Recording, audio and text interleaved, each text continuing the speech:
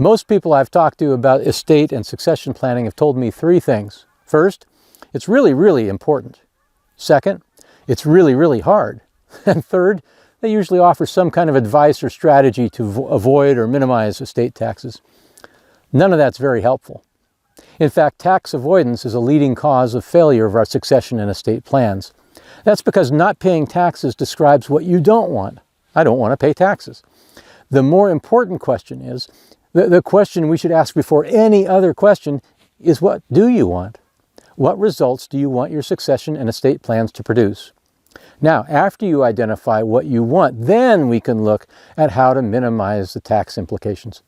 But starting by focusing on what we don't want often makes it impossible to achieve what we do want. As far as figuring out what we want, I like to break it into three areas: family, management, and ownership. For the family, maybe I want great relationships between and within generations. And maybe I want to be financially independent. I don't want to be dependent on my kids or on the ranch when I retire.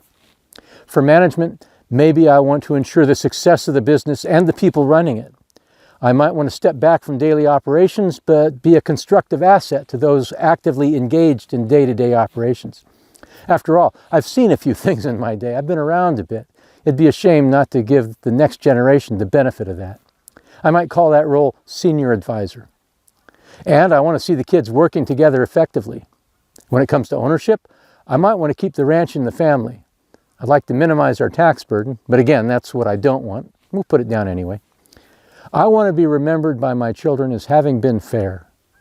I also might want to make sure that the land stays intact. Now you'll notice I'm not describing how I'm going to do any of this. That comes later. Right now, this is just about the results that I want to produce. When I facilitate family meetings, I ask each person to create a list of the things that they want independently. Then family members share their lists, explaining why each of these things is important. There's usually a lot of overlap between these things, and that's good. As we go, we create a master list of what everyone wants. Then the question becomes, what strategies might help us produce these outcomes? Several years ago, I developed a framework that I've found useful in identifying strategies to achieve the outcomes that families identified and to ultimately draft the best plan possible. It's really, really simple, and I found it really, really helpful. The framework looks at three distinct periods of time: from now to retirement, from retirement to the great beyond, and beyond the great beyond. That's just a gentler way of saying after you die. For each of these periods, we look at the three things: family, management, and ownership. The description of management over these three periods becomes the basis of your succession plan. The description of how ownership may change becomes the basis of your estate plan. It might be helpful to run through an example. Here's how this framework is intended to be used. Starting with family relationships from now to retirement. Let's say that I believe the family is too important to mix business and family. We aren't going to run the ranch like a business. We are going to recognize the ranch is a business, and we're going to behave appropriately. That means that we're going to develop a family employment policy, laying out the conditions under which we employ family members and how everyone, even family members working in the business, will be held accountable and how they'll be compensated. We need position agreements, not just for family members, but for everyone working on the ranch. And I want all my family members to know that they're welcome anytime, whether they live and work on the ranch or not. An annual gathering might be one way to make that happen. Shifting our focus to retirement to the great beyond, I would love to build a lodge on the ranch that would serve as a retreat for family members. And I would like to continue to live on the ranch as long as I'm able. And beyond the great beyond, well, when I'm gone, I hope that all the family will continue to use that lodge as a place to relax and reconnect. Please keep in mind, I offer these statements of things that I want as an example, not as recommendations of what you should want. What you want, of course, is completely up to you.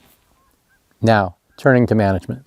Let's say that I'm currently the COO and the livestock division manager and the director of sales, and that my wife is currently the CFO and director of administration.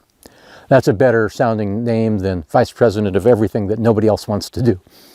3 years from now, we'll have our grass finishing and direct marketing program up and running. I see my daughter stepping in next year to build and manage that division.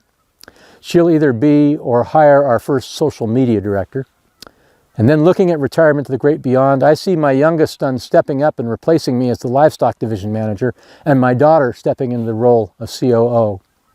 Beyond the great beyond, I'd be curious to hear what they have to say about this, but I think my daughter would stay in the role of COO.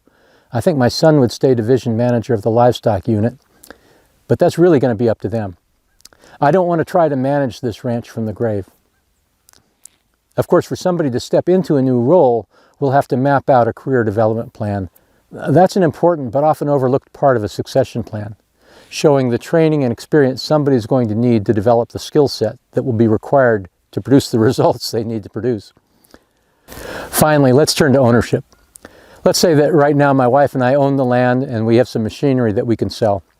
I think we should invest the income from the machinery sales in off-ranch assets so that when we die, we don't have to divide the ranch to give all our heirs something of value, including those who are not and unlikely to be involved in the business. And then looking at retirement to the great beyond, the current situation is that my wife and I own the ranch, and I don't see that changing even after we retire. At that point, I think the operating business should pay fair market rent to us. That would be part of my wife and my retirement income. I see my daughter and my youngest son partnering to own the operating business together. There'd need to be some kind of fair buyout arrangement in place. I think we should sell the herd. The operating business can buy the herd if they want, but they wouldn't have to. They need to have the freedom to stock the ranch the way they see fit. And beyond the great beyond, I see leaving my kids, including our off-farm heirs, each an equal, undivided interest in the land. Now, the operating business would pay fair market rent to the landowners. There'd also be a reasonable buyout agreement, steeply discounting the price of shares of the siblings who want to sell out to the siblings who don't want to sell. That's only fair. After all, a quarter share in a family ranch isn't worth a quarter of the market value of the property. I mean, who other than family is going to want to buy a minority share in a family ranch? Now, whether you think these strategies are smart or fair isn't the point. These strategies are just examples, not suggestions. I just wanted to show you how this framework is an effective way to think through strategies to produce the results you want. From now to retirement, from retirement to the great beyond, and beyond the great beyond, for our families, for the management of your businesses, and for ownership of the assets. Now, I like to ask each family member to complete this framework independently. Then, everyone meets to compare and discuss their proposed strategies. We take the best ideas from each draft to draft our overall strategy. How do we know what's best? Well, we hold it up against the outcomes that we identified earlier and determine which is most likely to produce the results that we said we want. Then, after completing this, we can go seek professional advice on how to accomplish this. Only then do we ask, how do we do this and minimize the tax consequences?